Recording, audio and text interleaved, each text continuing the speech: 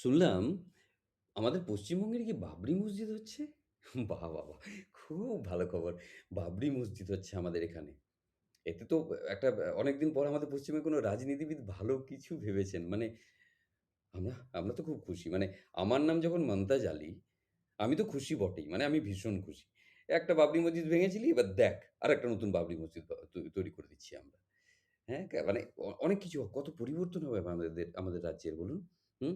কত লোক চাকরি পাবে। চাকরি পাবে মানে ওই ভিখারির চাকরি পাবে। মানে অনেকে তো সুযোগ পাচ্ছিল না। অনেক মন্দিরে মসজিদে জায়গা পাচ্ছিল না। সেক্ষেত্রে একটু আ ভিখারি-টিখারি হওয়ার বাইরে বসে থাকার সুযোগ-টুযোগ পাবে। তাই না? তারপরে ধরুন অ অ মানে ওই এটা একটা বিরাট বড় সুরাহা হলো। তারপরে ধরুন এই বিভিন্ন বিষয় নিয়ে আমরা এই যে কথা বলছি, আলোচনা করছি, কত ভালো লাগছে না? কত শান্তি না? হ্যাঁ? মানে বাবরি মসজিদ একটা বিরাট ব্যাপার। মানে আবার একটা মারপিট করার সুযোগ আসবে বলুন। একটা হিন্দু মুসলিম হবে, একটু মার কাটারি হবে, একটু পাথর ছোড়াছুড়ি হবে, একটু গোলাগুলি চলবে, কিছু লোক মরবে। আহাহাহা! ও কি ভালো লাগছে। তা তো এই যে বিষয়গুলো, এগুলো সত্যিই মানে আমাদের আগে কেউ ভাবেনি। মানে ধরুন অ্যা যে একটা মন্দির-টন্দির বানিয়ে একটু মারপিট-টারপিট লাগানো যেতে পারে। এই ব্যাপারটা নিয়ে কেন কেউ কখনো ভাবেনি আমি তাই ভাবছি।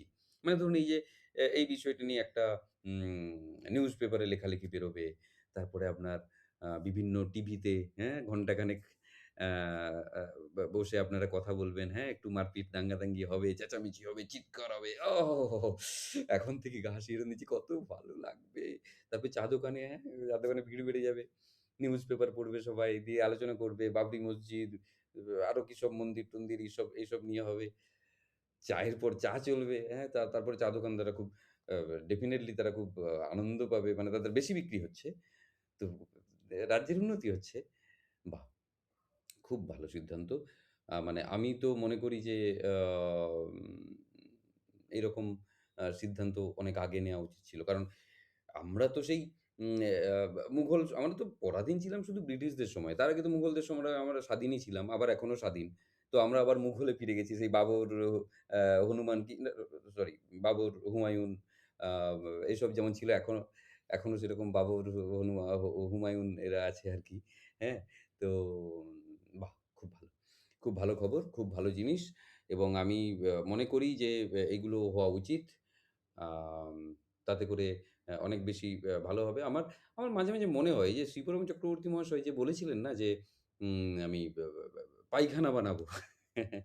বড্ড বাজে লোক বোঝে না কিছু পায়খানা-টায়খানা এসব করে। কি মনে নেই? শিবরাম চক্রবর্তী কি মনে নেই? ও কি লিখেছিলেন মনে নেই। আচ্ছা, মানে উনি যেটা লিখেছিলেন সেটা হচ্ছে যে উনি অনেক ভেবেছিলেন যে মানুষকে সর্বধর্ম সমন্বয় কিভাবে করা যায় আরকি। সেটা নিয়ে অনেক কিছু ভাবছিলেন। তো ১ম এ ভাবলেন যে মন্দির তৈরি করবেন। তো তখন ভাবলেন যে মন্দির তৈরি করলে তো হিন্দুরাই আসবে। মুসলিমরা তো ওখানে পা মাড়াবে না। তারপরে ভাবলাম আচ্ছা যদি আমি মসজিদ তৈরি করি তাহলেও তো একই ব্যাপার হবে। মুসলিমরা আসবে, হিন্দুরা আসবে না। গির্জা বানালেও তাই। তাই অনেক ভেবে চিন্তে বুদ্ধি-টুদ্ধি খাটিয়ে আ উনি একটা পায়খানা বানিয়েছিলেন। মানে এটা উনি বলেছেন আরকি। তো এরা বোকা লোক ছিল। মানে ওইখানকার মানে এখনো অনেক এরকম বোকা লোক আছে। আমরা তো বোকা নই বলুন। আমরা বাবরি মসজিদ হচ্ছে আমাদের। কিন্তু অনেক বোকা লোক আছে। আমি আপনাকে বলি তখনও ধরুন এই যে রবীন্দ্রনাথ, নজরুল আ তারপরে আপনার শরৎচন্দ্র, বঙ্কিমচন্দ্র, শিবরাম চট্টোপাধ্যায় মানে শিবরাম চক্রবর্তী যারাই ছিলেন আরকি বা আছেন এরকম কিছু লোক তারা তো বোকা। তারা এইসব মানুষ করে গেল। এই ধরুন না আমাদের 'मैं ही ভারতের' যিনি প্রেসিডেন্ট ডক্টর সুবোধচন্দ্র রায়। একজন নিউক্লিয়ার সায়েন্টিস্ট, একজন বিশ মানে তারপরেও উনি আইন নিয়ে পড়াশোনা করেছেন, আইনজ্ঞ। সেই লোকটা হঠাৎ করে বলল যে, "না, এই যে নোটিফিকেশন তাতে বিএলওদের অনেক ক্ষতি হয়ে যাবে, বিএলওদের সমস্যা হয়ে যাবে। আমাদের এটা নিয়ে সবাইকে সজাগ করতে হবে।" তিনি চলে গেলেন সুপ্রিম কোর্টে, গিয়ে সে মানে একদম লেখালেখি রাতভর। আমি বললাম, "কি করছেন এসব? মানুষের কি বিএলওদের কি হবে?" বলল, "আরে তুমি জানো বিএলওরা এই যে ফর্মে সই করলে যেকোনো মুহূর্তে যেকোনো লোক ওদেরকে ফাঁসিয়ে দিতে পারে?" আমি বললাম যে, "তাতে আপনার কি? আরে ওদের জন্য লড়তে হবে।" এরা কি করবে বলুন? এরা রাজনীতি করবে। এগুলো রাজনীতি ইনারা রাজনীতি করতে পারবেন? এসব রাজনীতি হয় না। রাজনীতি একটু মন্দির হবে, একটু মসজিদ হবে, একটু মারপিট হবে, একটা প্লট জমবে না একটা এবার হবে। এবার হবে। এবার আমাদের রাজ্যের কিছু হবে। একদম তুখোড় ব্যাপার হচ্ছে। তাই না? এগুলো তো ধর্ম-টর্ম হচ্ছে না। আমার তো দরকার নেই ধর্মের রে বাবা। আমাদের পলিটিক্যাল প্রোপাগান্ডা দরকার। আরে যেই লোকগুলো গরিব লোক ওরাও তো ওই ধর্মে আছে। ওরাও তো ধর্মে-টর্মে কেউ নেই। সব তো পলিটিক্যাল প্রোপাগান্ডা। এখন ধর্ম এখন সেরকম আছে নাকি যে ওই ঈশ্বরে ডাকো অনেক কিছু পাবে এইসব না। হ্যাঁ, এখন হচ্ছে প্রোপাগান্ডা যত বেশি বানাতে পারবেন তত বেশি হবে। ধরুন যে রিক্শাওয়ালা ৳১০০ ইনকাম করে, ৳২০০ ইনকাম করে, ভ্যানওয়ালা। এদের হয়তো বাড়িতে বাবা-মা আছে তাদের ওষুধপত্র খরচ করার মতো টাকা নেই। অনেকের হয়তো বাড়িতে আ রেশন নেওয়ার টাকা নেই। কিন্তু তারপরেও তারা কিন্তু কিছু টাকা দিচ্ছে। হ্যাঁ? এটা কিন্তু বাবরি মসজিদের জন্যই সেটা সফল হচ্ছে। তারপরে ধরুন আবার ওই আপনার কিছু লোক আবার ওই লটারি কাটছে।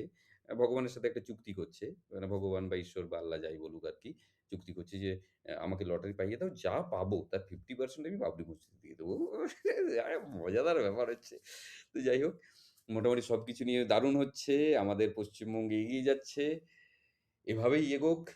এভাবেই আমরা আরো বেশি শক্তিশালী হব। সবাই খুব ভালো থাকবেন। বাবরি মসজিদ হচ্ছে। বাবরি মসজিদ একদম আপনারা সবাই সাপোর্টে আসুন। আর এই যারা বিপক্ষে-টিপক্ষে আছেন না, এই বাবরি মন্দিরের পক্ষে আপনারা একটু লড়াই-টড়াই করুন। এইসব শুধু মুখে বললে হবে না। একদম নেমে যান রাস্তায় একেবারে। হ্যাঁ, পশ্চিমবঙ্গের উন্নতি করতে হবে। একটা সিনেমায় দেখবেন একটু মারপিট-টারপিট না হলে ঠিক জমে না। সেরকম একটু রাজনীতি যারা ভালো কথা বলে না, ভালো লাগে না। ছাড়ুন ওদের কথা। তো আমাদের একটু আমরা মারপিট-টারপিট করি, একটু পাথর ছোড়াছুড়ি করি, একটু গুলিগোলা চলে, কিছু লোক মারা যাক। তো ওই ওফ! দারুণ, দারুণ। Thank you very much. আমার খুব ভালো লাগছে, খুব ভালো লাগছে। এবার হবে, এবার হবে।